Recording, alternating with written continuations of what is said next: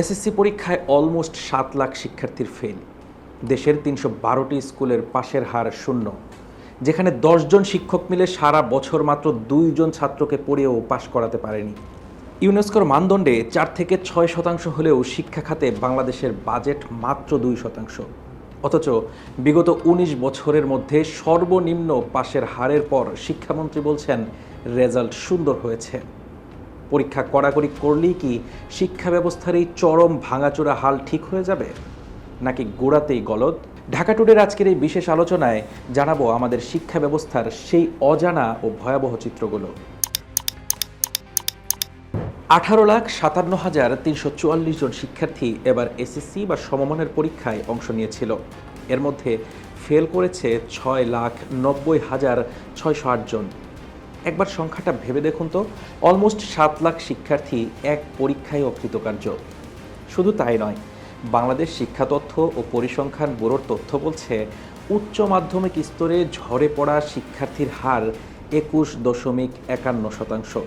অর্থাৎ এসএসসি পরীক্ষা পাশ করার পর প্রতি ৫ জনের মধ্যে অন্তত একজন শিক্ষার্থী আর পড়াশোনা চালিয়ে যেতে পারে না। পরিসংখ্যানের ভয়াবহতা কিন্তু এখানেই শেষ নয়। ২০২৬ সালের এসএসসি পরীক্ষার তথ্য অনুযায়ী নবম শ্রেণীতে রেজিস্ট্রেশন করেও শেষ পর্যন্ত প্রায় ৪.৫ লাখ শিক্ষার্থী ফরম পূরণ করেনি বা পরীক্ষায় বসেনি। আর ২০২৬ সালের এইচএসসি পরীক্ষার আগের তথ্য বলছে একাদশ শ্রেণীতে ভর্তি হয়েও প্রায় ৫.৫ লাখ শিক্ষার্থী এইচএসসি পরীক্ষার আগেই শিক্ষাজীবন থেকে ছিটকে গেছে। এখন প্রশ্ন আসছে, কেন এই বিপুল সংখ্যক শিক্ষার্থীর অকালে ঝরে পড়া? কারণগুলো স্পষ্ট: অর্থনৈতিক সংকট, শিক্ষার অতিরিক্ত খরচ, বাল্যবিয়ে, সামাজিক প্রতিকূলতা, অল্প বয়সেই উপার্জনে নামতে বাধ্য হওয়া এবং পরীক্ষায় অকৃতকার্য হওয়া সহ নানান সমস্যা। এখন প্রশ্ন উঠতেই পারে, এসব পরিসংখ্যান আমি কেন বলছি? যে দেশে নানাবিধ প্রতিবন্ধকতায় প্রতি বছর এত শিক্ষার্থী ঝরে পড়ে, সেখানে যদি সার্বিক পাশের হার হয় মাত্র ৬২.২৫%, তবে আর কত লাখ শিক্ষার্থী শিক্ষাজীবন থেকে ছিটকে যাবে তা কি আমরা হিসাব করে দেখেছি?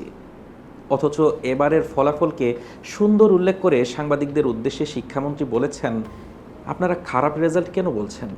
রেজাল্ট তো সুন্দর হয়েছে। মন খুলে গান গাওয়া গেলেও মন খুলে নাম্বার দেওয়া যায় না, এমন মন্তব্য করেছেন শিক্ষামন্ত্রী। মন খুলে গান গাওয়া যায়, মন খুলে নাম্বার দেওয়া যায় না। শিক্ষামন্ত্রীর দায়িত্ব নেওয়ার পর থেকেই বারবার কিন্তু একটা জিনিস স্পষ্ট করেছেন, পড়াশোনা যাই হোক, পরীক্ষায় কোনো কারচুপি চলবে না। এর জন্য তিনি হঠাৎ করে বিভিন্ন পরীক্ষা কেন্দ্রে গিয়ে তদারকিও করেছেন। কিন্তু শুধু পরীক্ষা কেন্দ্রে কড়াকড়ি করলেই কি শিক্ষার মান নিশ্চিত হয়? চলুন দুটি বাস্তব চিত্র দেখি। খুলনা নগরীর আসমা সারোয়ার ইসলামিক মাধ্যমিক বিদ্যালয়ে শিক্ষক আছেন ১০ জন। অবাক করার বিষয় হলো, এই ১০ জন শিক্ষক মিলে সারা বছর মাত্র ২ জন শিক্ষার্থীকে পড়িয়েছেন। হ্যাঁ, ঠিকই বলছি, মাত্র ২ জন শিক্ষার্থীকে পড়িয়েছেন এবং সেই ২ জনই ফেল করেছে। একই চিত্র ডুমুরিয়া উপজেলার কাটেঙ্গা মাধ্যমিক বিদ্যালয়ের। সেখানে ৯ জন শিক্ষক মিলে বছর জুড়ে পড়িয়েছেন মাত্র ৪ জন শিক্ষার্থীকে এবং ৪ জনই ফেল করেছে। এটা কিন্তু কোনো বিচ্ছিন্ন ঘটনা নয়।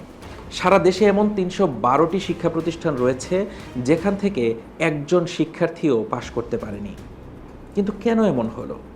এই ৩১২টি স্কুলে কি একজন শিক্ষার্থীও মনোযোগী বা পড়ার ব্যাপারে সিরিয়াস ছিল না? নিশ্চয়ই ছিল। তাহলে গলদটা কোথায়? গলদটা আমাদের পুরা শিক্ষা ব্যবস্থায়। ইউনেস্কোর মানদণ্ড অনুযায়ী একটি দেশের শিক্ষা খাতে ন্যূনতম ৪ থেকে ৬% বাজেট থাকা উচিত। অথচ বাংলাদেশে এই বরাদ্দ জিডিপির মাত্র ২%।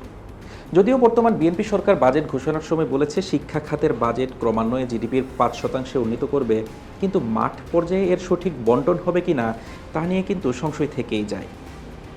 বাজেট তো গেল একদিক, এবার দেখুন আমাদের শিক্ষা ব্যবস্থার এমন কিছু সমস্যা যা শিক্ষার স্বাভাবিক বিকাশকে রুদ্ধ করে দিচ্ছে।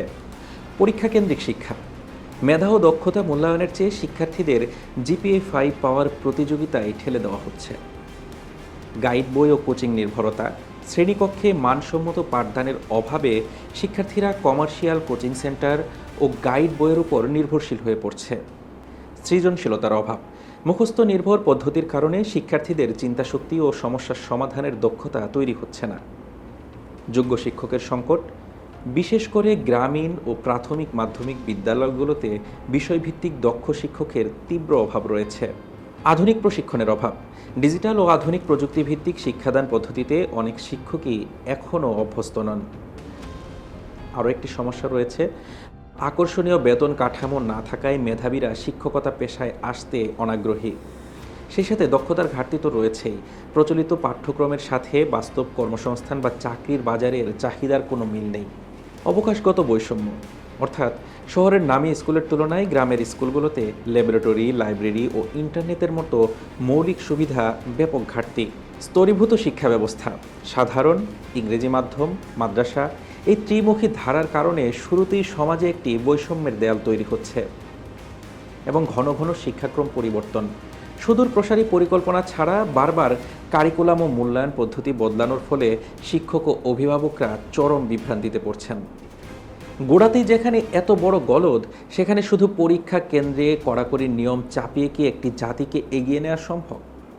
যে দেশে প্রতি বছর বিপুল সংখ্যক শিক্ষার্থী ঝরে পড়ছে, তারা পরবর্তীতে সমাজের বোঝা কিংবা অপরাধ চক্রে জড়িয়ে পড়বে না, তার কি গ্যারান্টি? উচ্চশিক্ষিত বেকারের ভিড়ে মাধ্যমিক পর্যায় থেকে ছিটকে পড়া এই তরুণদের ভবিষ্যৎ কি? এই প্রশ্ন কি আমরা কখনো তুলেছি? বিগত ১৯ বছরের মধ্যে সর্বনিম্ন পাশের হার হওয়া সত্ত্বেও শিক্ষামন্ত্রী বলছেন ফলাফল ভালো হয়েছে, যেন শুধু পরীক্ষার মূল্যায়নটাই মুখ্য। সারা বছর শিক্ষা প্রতিষ্ঠানগুলোতে সঠিকভাবে পাঠদান হচ্ছে কিনা তা দেখার যেন কোনো প্রয়োজনই নেই। ৩১২টি স্কুলে শূন্য পাস এবং প্রায় ৭ লাখ শিক্ষার্থীর ফেল করার দায় কি শুধু শিক্ষার্থীদের? শিক্ষক, পরিচালনা পর্ষদ কিংবা আমাদের পুরো শিক্ষা ব্যবস্থার কোনো কি দায় নেই? ভাঙাচোরা কাঠামো ঠিক না করে শুধু পরীক্ষার পদ্ধতি কড়াকড়ি দেখিয়ে শিক্ষামন্ত্রী কি এই দায় এড়াতে পারেন? ব্র্যাক বিশ্ববিদ্যালয়ের ইমেরিটাস অধ্যাপক ডক্টর মঞ্জুর আহমেদ একবার বলেছিলেন, সরকার দীর্ঘমেয়াদী পরিকল্পনা ছাড়া কেবল খণ্ডিত লক্ষ্য নিয়ে কাজ করে, যা শিক্ষা খাতকে চরম অস্থিরতার দিকে ঠেলে দেয়। রাজনৈতিক পট পরিবর্তনের পর শিক্ষা প্রশাসনে যে জবাবদিহিতা আসার কথা ছিল, তাও ব্যাহত হয়েছে। শিক্ষা গবেষক ও বিশ্লেষক শাহরিয়ার সাদাত ও প্রান্তিক চৌধুরীর মতে বারবার কারিকুলাম পরিবর্তনের ফলে শিক্ষা ব্যবস্থার উপর থেকে জনগণের আস্থা উঠে গেছে। শিক্ষাবিদদের মতেও এই সংকট কাটাতে রাজনৈতিক বা আমলাতান্ত্রিক সিদ্ধান্ত বন্ধ করে একটি স্থায়ী শিক্ষা কমিশন গঠন এবং বাজেটের অন্তত ৪ থেকে ৬% বরাদ্দ দেওয়া জরুরি। বিগত আওয়ামী লীগ সরকারের আমলেও রাজনৈতিক ফায়দা লুটতে পাশের হার ও GPA-5 কৃত্রিমভাবে বাড়িয়ে দেখানো হয়েছিল। গবেষণা বলছে এর ফলে ১২ বছর পড়াশোনা শেষ করেও একজন শিক্ষার্থীর প্রকৃত শিক্ষার মান আন্তর্জাতিক মানদণ্ডে মাত্র ৬.৩ বছরের সমান। পাশাপাশি ম্যানেজিং কমিটি, শিক্ষক নিয়োগ, উচ্চশিক্ষা প্রতিষ্ঠানের রাজনৈতিক দলীয়করণ শিক্ষার পরিবেশকে পুরোপুরি ধ্বংস করে দিয়েছে। পূর্ববর্তী সরকারের ব্যর্থতা তো দেখা গেল, কিন্তু ২০২৪ সালের ৫ই আগস্টের পট পরিবর্তনের পর কি হলো? অন্তর্বর্তী সরকার দেশ সংস্কারে ১১টি কমিশন গঠন করলেও তাতে ছিল না শিক্ষা সংস্কার কমিশন। পরবর্তীতে বর্তমান বিএনপি সরকার দায়িত্ব নেওয়ার পর ১৮০ দিনের মধ্যে একটি স্বতন্ত্র শিক্ষা সংস্কার কমিশন গঠনের প্রতিশ্রুতি দিলেও ১৭৫ দিন পার হয়ে গেলেও তা কিন্তু এখনো দৃশ্যমান হয়নি। অর্থাৎ স্পষ্ট বোঝা যাচ্ছে সব সরকারই শিক্ষাকে একটি রাজনৈতিক হাতিয়ার হিসেবে ব্যবহার করছে। কখনো পাশের হার বাড়িয়ে মেকি সাফল্য দেখানো হয়েছে, কখনো অটোপাস দেওয়া হয়েছে, আবার কখনো কড়াকড়ি দেখিয়ে ভালো পরীক্ষা পদ্ধতির দাবি করা হয়েছে, কিন্তু কাঠামোগত পরিবর্তনের দিকে কেউ নজরই দেয়নি।